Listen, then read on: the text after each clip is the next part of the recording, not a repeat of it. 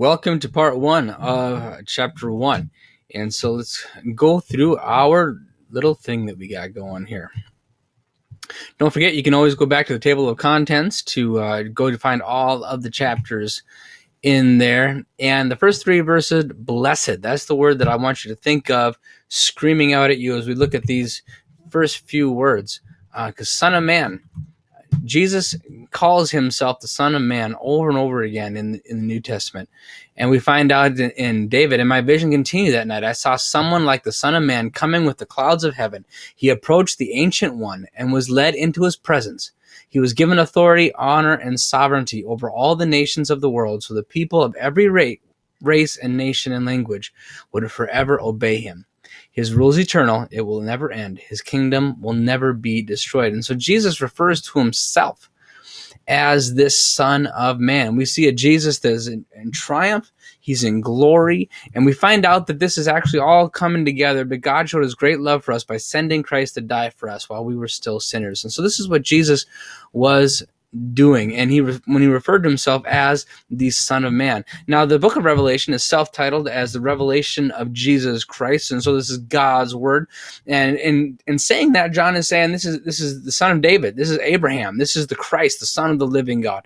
And so John is itself, it names itself. Now, the audience of the book of Revelation is not for everybody. It's really not for unbelievers. If people don't believe, they're not going to have any connection to the book. If you don't believe he's coming back, there's really nothing there for you. So it's not for everyone, but it's for servants. You dig into that word servants a little bit, and you get this word slaves here that comes across, like a captive of war. And certainly Jesus, he went to war for us, and he won our freedom, but also he's also our friend. And we find in John 15:15, I no longer call you slaves, but because a master doesn't confide in his slaves. Now you are my friends, since I have told you everything that the Father told me. You didn't choose me, but I chose you. I appointed you to go and produce lasting fruit, so the Father will give you whatever you ask using my name. So we see a few things here. We're not just slaves. We are slaves, but we're more than that. We're friends.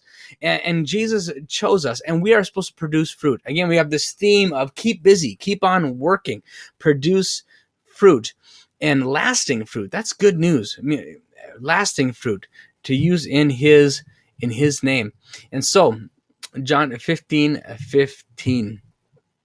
Moving on, it said, blessed is anyone who reads this book. And it's the same word for blessed that we find in the Beatitudes. And we're not going to look through all of this, but this is the Beatitudes. Jesus says, blessed are those, and he goes all through it. And it was intended for reading and reading aloud, because this is going to be read in an oratory style in the churches. And so that closes this portion of the video.